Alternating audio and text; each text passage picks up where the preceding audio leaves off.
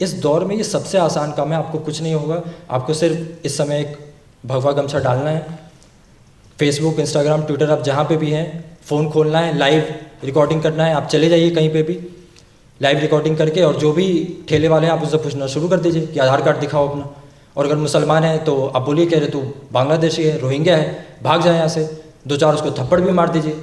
सबसे आसान काम है, कोई कुछ नहीं करेगा, कोई पुलिस आपको कुछ नहीं बोलेगी, कोई भी सरकार चाहे किसी भी पार्टी की कोई कुछ नहीं करेगी आपको। ये सबसे आसान काम है इस समय मुसलमान को ह्यूमिलेट करना। आपके गली में जो सब्ज़ी वाला आया आप उससे तो आधार कार्ड चेक कर लेंगे कि हाँ वो हिंदू है मुस्लिम है, आप ये कैसे इंश्योर करेंगे कि वो सब्ज़ी किसी हिंदू ने उगाई है? ये कैसे मुमकिन होगा कि या तो आप ऐसा कानून ले आए कि किसान जो हैं जब बैंगन उगाएं तो अगर मुसलमान है तो उस पर टोपी पहना दे, हिंदू है तो उस पर टीका लगा दे।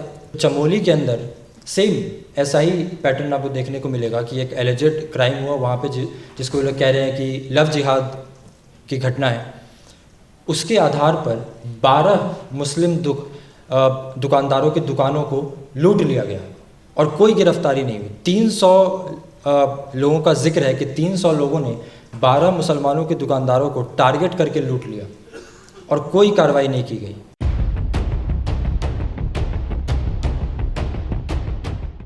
बहुत बहुत शुक्रिया पूर्वानंद जी, और बहुत बहुत शुक्रिया आप सब लोगों का कि आप लोग इतने देर से यहाँ पर बैठे हुए हैं। मैंने उम्मीद नहीं की थी कि ऐसे डिस्कशन में इतने सारे लोग आएंगे, तो बहुत बहुत शुक्रिया। मुझे यहाँ पर सोशल और इकोनॉमिक बॉयकॉट के बारे में बोलने के लिए बुलाया गया है, तो मैं अपनी रिपोर्टिंग के आधार पर आपको ये बताऊंगा कि किस तरह से ज़मीन पर प्रैक्टिकली सोशल और इकोनॉमिक बॉयकॉट मुसलमानों का किया जाता है। तो जब मैंने रिपोर्टिंग शुरू किया था तो उस समय शुरुआती दिनों में यति नरसिंहानंद पर मैंने बहुत रिपोर्टिंग किया था अपने साथियों के साथ। तो उनके जो एक कैंपेन होते थे उसका एक बहुत इम्पॉर्टेंट एस्पेक्ट होता था इकोनॉमिक बॉयकॉट ऑफ मुस्लिम्स। तो उस समय कहा करता था कि आपके घर में कोई भी कारपेंटर आए, कोई भी पेंटर आए, कोई भी प्लम्बर आए, इलेक्ट्रीशियन आए, तो आप पता करिए कि वो मुसलमान तो नहीं है। और उस समय वो कहा करता था कि हमें हिंदू नाई, हिंदू प्लम्बर, हिंदू इलेक्ट्रीशियन तैयार करने। एक तो पता नहीं ये लोग कौन सा देश में रहते हैं जहाँ पे कोई हिंदू नाई नहीं मिलता इनको, कोई हिंदू प्लम्बर नहीं मिलता इनको। तो उस समय वो ये बात कहा करता था। उसके बाद पिछले कुछ महीनों में जो मैंने अपने रिपोर्टिंग के दौरान देखा, महसूस किया, उसके बाद मैं अब आपको ये बताऊंगा कि किस तरह से वो ज़मीन पर प्रैक्टिकली उसको लागू किया जाता है। पिछले साल पुरोला में, उत्तराखंड में एक जगह है पुरोला, तो वहाँ पर हिंदुत्व संगठनों ने एक मुद्दा उठाया लव जिहाद का, एलिजेड लव जिहाद का। कहा कि एक मुसलमान है तो वो एक माइनर लड़की को भगाकर लेकर जा रहा था। ठीक है, अगर ऐसा हुआ भी है, पहली बात अगर ऐसा हुआ भी है तो ये कानून का मसला है। अगर कोई मुसलमान या हिंदू अगर इस तरह का कोई क्राइम करता है तो पुलिस अपना काम करेगी, लेकिन उसके आधार पर उन्होंने कहा कि चूँकि ये एक मुसलमान था जो कि एक लड़की को एलिजेडली भगाकर लेकर जा रहा था, तो इसलिए जितने भी मुसलमान दुकानदार हैं हम उनको पुरोला से भगाएंगे। और 20 से ज़्यादा मुसलमान दुकानदारों को उन्होंने पुरोला से भगा दिया, वहाँ से वो चले गए, जो भी बाहरी मुसलमान थे, उत्तर प्रदेश के थे ज़्यादातर। तो उसके बाद 1 साल बाद हम देखते हैं कि नाहन हिमाचल प्रदेश में एक जगह है, शहर है, नाहन में देखते हैं हम कि सेम चीज़ वहाँ पर भी होती है। नाहन में ऐसा कहा गया, आप सबने सुना होगा कि एक व्हाट्सएप स्टेटस एक जावेद नामक व्यक्ति का वायरल हुआ, शायद आप में से बहुत सारे लोगों ने देखा होगा कि ऐसा कहा गया कि उसने गाय काटी है। ये व्हाट्सएप स्टेटस उसका वायरल हुआ। अब उसने क्या काटा है क्या नहीं काटा ये उस समय तो जाहिर नहीं होता, ये तो जांच का विषय है, लेकिन उसको एक दिन में इतना वायरल किया गया कि जावेद ने गाय काटी है, जावेद ने गाय काटी है, कि उसके बाद 20 से ज़्यादा दुकानदारों को नाहन से, मुस्लिम दुकानदारों को टारगेट करके भगा दिया गया। वो आज तक नहीं आ पाए हैं, 2 महीने हो गए। वो सब अपना सारा सामान लेकर चले गए और उनकी दुकानों को लूट भी लिया गया। तो जो भी सामान बचा वो सब वो बचा कुचा लेकर वहाँ से चले गए। उसके बाद अभी हम देख रहे हैं, अभी हाल में हिमाचल प्रदेश के अंदर ही, और ये कहना भी ज़रूरी है कि हिमाचल प्रदेश में कांग्रेस की सरकार है, तो ऐसा नहीं है कि इसमें सिर्फ भाजपा का ही रोल है। जो भी सरकारें हैं वो सब फेल हुई हैं। अभी हिमाचल प्रदेश में जो हो रहा है, शिमला के अंदर, मंडी के अंदर, तो वहाँ पर सेम इसी तरह से कि एक क्राइम को आधार बनाना है, एलिजेड क्राइम को, जो कि अभी तक पता भी नहीं है। जैसे पुरोला में ये पाया गया कि वो जो केस था, जो उन्होंने कहा कि लव जिहाद का है, जो मुसलमान एक लड़की को भगा रहा है, वो झूठा निकला। बट अगर सच्चा भी निकलता तो क्या इसका मतलब है कि आप सारे मुस्लिम दुकानदारों को भगा देंगे? उसके बाद अभी हम देख रहे हैं कि शिमला के अंदर, मंडी के अंदर, हिमाचल प्रदेश में सेम यही पैटर्न है कि एक क्राइम को आधार बनाकर, चूँकि वो क्राइम करने वाला एलिजिडली एक मुसलमान है, तो हम सारे मुसलमानों को भगाएंगे। तो ये जो है सहारा अभी वहाँ पर भी लिया जा रहा है। तो शिमला के अंदर क्या हुआ कि एक मुसलमान की किसी दुकानदार से बहस हो गई, हिंदू दुकानदार से, ऐसे आपस में नोक झोंक हो गई, बहस हो गई। तो उस दुकानदार ने फिर जो हिंदू संगठन है उन लोगों को बताया कि इससे लड़ाई हो गई है। तो अब उन लोगों ने उसको इतना बड़ा मुद्दा बना दिया कि वो मुद्दा वहाँ से अब मस्जिद तक पहुँच गया। उन्होंने कहा कि एक जो मस्जिद है वो इलीगल है, उसके खिलाफ हम प्रोटेस्ट करेंगे।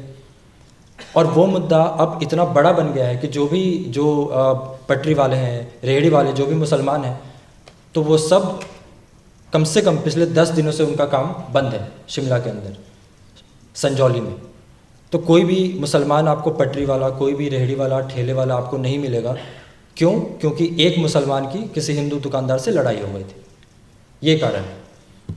उसके बाद उत्तराखंड में देख लीजिए, उत्तराखंड में चमोली एक ज़िला है, तो चमोली के अंदर सेम ऐसा ही पैटर्न आपको देखने को मिलेगा कि एक एलिजेड क्राइम हुआ वहाँ पे, जिसको लोग कह रहे हैं कि लव जिहाद की घटना है। उसके आधार पर 12 मुस्लिम दुकानदारों की दुकानों को लूट लिया गया और कोई गिरफ्तारी नहीं हुई। 300 लोगों का जिक्र है कि 300 लोगों ने 12 मुसलमानों के दुकानदारों को टारगेट करके लूट लिया और कोई कार्रवाई नहीं की गई। और जो बाकी के मुसलमान दुकानदार हैं, जब वो ऐसा देख रहे हैं तो उन्होंने भी वहाँ से पलायन कर लिया। यही चीज़ उत्तराखंड में चमोली के ज़्यादा दूर नहीं है, कीर्ति नगर में सेम यही घटना हुई। वहाँ पर भी कहा गया कि ऐसा कोई मुसलमान है, उसने लव जिहाद किया है। तो उसके आधार पर वहाँ पर भी जो मुस्लिम दुकानदार हैं, 1 दर्जन से ज़्यादा मुस्लिम दुकानदार, उनकी दुकानों को बंद करा दिया गया, उनको भगा दिया गया। तो ये जो 4-5 उदाहरण हैं, तो इन उदाहरणों में देखिए कि कितना आसान है कि एक क्राइम जिसके बारे में अभी आपको पता भी नहीं है कि वो क्या है क्या नहीं है, सिर्फ आपने एक नैरेटिव ऐसा फैला दिया कि हाँ एक लव जिहाद हुआ है, इसने व्हाट्सएप स्टेटस डाला है, गाय काटी है, और चूँकि वो मुसलमान है तो आप उसके धर्म के जितने भी लोग हैं, आप उन सबको बहुत ही आसानी से भगा सकते हैं। ये काम करना कितना आसान हो गया है। तो जब मैं देख रहा था कि यहाँ पर जो यहाँ का टाइटल है the quest for equality and justice, तो इसमें जो वर्ड है क्वेस्ट, तो मैं बैठे बैठे ये सोच रहा था कि 1 साल हो गए हैं पुरोला में जो मुस्लिम दुकानदार हैं, कुछ वापस आए हैं, कुछ अभी नहीं आ पाए हैं। 2 महीने हो गए हैं नाहन में मुस्लिम दुकानदार जो हैं वो वापस नहीं आ पाए। चमोली में 10 दिनों से ज़्यादा हो गए हैं। शिमला में 10 दिनों से जो मुस्लिम पटरी वाले, ठेले वाले हैं वो काम नहीं कर पा रहे हैं, और 10 दिन उनके लिए बहुत है, उनके लिए 1 दिन भी बहुत है, क्योंकि रोज़ कमाते हैं, रोज़ खाते हैं। तो ये जो क्वेस्ट है ये स्टार्ट ही नहीं हो रहा है, और ये कैसे स्टार्ट होगा? मतलब मैं बैठे बैठे यही सोच रहा था कि हम लोग यहाँ पे बात तो कर रहे हैं, लेकिन क्या कोई है जो उनको वापस ला सके?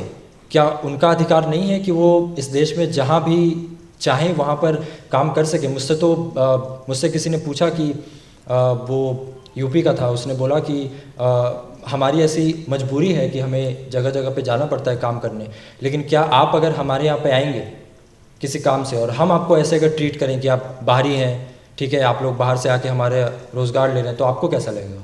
तो ये जो quest for equality and justice है वो तो उनके लिए शुरू ही नहीं हो रहा है, तो फिर कैसे होगा?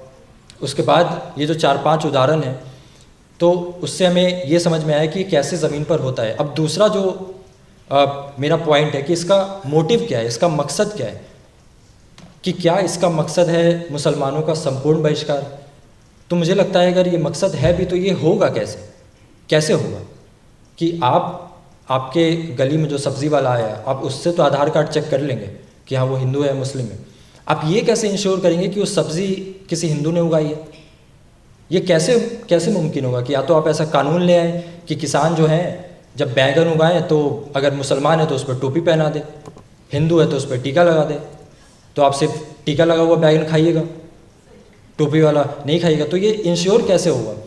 और मुझे ऐसा लगता भी नहीं है कि उनका जो मकसद है, हो सकता है बीएचपी और उन लोगों की एक आइडियोलॉजी होगी, लेकिन उनका ऐसा मकसद भी नहीं है कि एक संपूर्ण बहिष्कार हो। मुझे ऐसा लगता है कि उनका मकसद क्या है, जब वो इतनी आसानी से 10 से 15 मुस्लिम दुकानदारों को भगा देते हैं, इतनी आसानी से इतना बड़ा क्राइम कर देते हैं और उनको कुछ नहीं होता है, कोई गिरफ्तारी नहीं हुई। जितने भी मैंने आपको 4-5 केसेस गिनाए हैं उसमें कोई गिरफ्तारी नहीं हुई, चाहे हिमाचल में कांग्रेस की सरकार हो, चाहे उत्तराखंड में बीजेपी की सरकार हो, कहीं कोई गिरफ्तारी नहीं हुई, कोई प्रोटेक्शन नहीं दिया गया है। सरकार की तरफ से ये कोशिश भी नहीं की गई कि ये इंश्योर किया जाए कि वो वापस आ जाए। तो जब इतनी आसानी से ये किया जाता है तो इसका मकसद क्या है? मुझे ऐसा लगता है कि इसका मकसद है, 2 मकसद हैं। पहला ये कि आपके डेली लाइफ में जिस मुसलमान से आपका कांटेक्ट होता है, जैसे सब्ज़ी वाला है, पटरी वाला है, जिससे आप रोज़ मिलते हैं, उसको आप किस तरह से नीचा दिखाएं, किस तरह से ह्यूमिलेट करें। मतलब ये इस दौर में ये सबसे आसान काम है। आपको कुछ नहीं होगा, आपको सिर्फ इस समय एक भगवा गमछा डालना है, फेसबुक, इंस्टाग्राम, ट्विटर, आप जहाँ पे भी हैं फ़ोन खोलना है, लाइव रिकॉर्डिंग करना है। आप चले जाइए कहीं पे भी लाइव रिकॉर्डिंग करके, और जो भी ठेले वाले हैं आप उससे पूछना शुरू कर दीजिए कि आधार कार्ड दिखाओ अपना। और अगर मुसलमान है तो आप बोलिए कह रहे तू बांग्लादेशी है, रोहिंग्या है, भाग जाए यहाँ से, 2-4 उसको थप्पड़ भी मार दीजिए। सबसे आसान काम है, कोई कुछ नहीं करेगा, कोई पुलिस आपको कुछ नहीं बोलेगी, कोई भी सरकार चाहे किसी भी पार्टी की कोई कुछ नहीं करेगी आपको। ये सबसे आसान काम है इस समय मुसलमान को ह्यूमिलेट करना, और मुझे ऐसा लगता है कि उनका एक मकसद यही है। दूसरा मकसद उनका क्या है जो मुझे लगता है, जैसा मैंने जिक्र किया कि नाहन में जो हुआ, तो मुझे 2-3 दिन पहले उसका फ़ोन आया। नाहन में जो जिसने ये पूरा कैंपेन जो लीड किया था 20 से ज़्यादा मुस्लिम दुकानदारों को भगाने का, तो मुझे उसने 2 दिन पहले कॉल किया और बोला कि कौशिक भाई आपने मेरा उस समय इंटरव्यू किया था, तो अभी शिमला में जो हो रहा है, जो ये बीएचपी कर रही है मस्जिद के ख़िलाफ़, तो ये लोग मेरे कैंपेन को हाईजैक कर रहे हैं। तो आप ऐसे दिखाइए कि मैंने शुरू किया था नाहन में, मैंने शुरू किया था, और आप इस तरह से दिखाइए कि बीएचपी ने हाईजैक कर लिया। तो आप सोचिए कि बीएचपी जो सालों से सो कॉल्ड हिंदू कॉज के लिए लड़ रही है, वो आदमी उसको भी लात मारने के लिए तैयार है, खुद को ऊपर रखने के लिए, और ये दिखाने के लिए कि बीएचपी ने मेरे कैंपेन को हाईजैक कर लिया। तो ये जो मतलब और उसकी क्वालिफिकेशन क्या है? क्वालिफिकेशन ये है कि 20 मुस्लिम दुकानदारों को वापस भगाया है, ये क्वालिफिकेशन है। और इस क्वालिफिकेशन को मतलब वो अपने उसमें सीवी में सबसे ऊपर डालने के लिए तैयार है कि हाँ भाई मैंने ये काम किया है। तो ये पॉलिटिकली इतना रिवॉर्डिंग बन चुका है कि मुझे ऐसा लगता है कि इसका दूसरा जो मकसद है वो यही है कि इतना रिवॉर्डिंग है कि उस रिवॉर्ड को लेना कि भाई मैंने ये काम किया है। तो यहाँ पर और भी लोग इस बारे में बात करेंगे कि हम कैसे इसके सॉल्यूशन पे जाए। मैं पत्रकार होने के नाते मैंने आपको वो बताया जो मैंने देखा, जिस पे मैंने रिपोर्टिंग की। अब इसके बाद के जो लोग हैं वो आपको ये बता सकते हैं कि कैसे हम इसके सॉल्यूशन पे जाएंगे। बहुत बहुत शुक्रिया, आप लोगों ने बहुत अच्छे से सुना, बहुत बहुत शुक्रिया।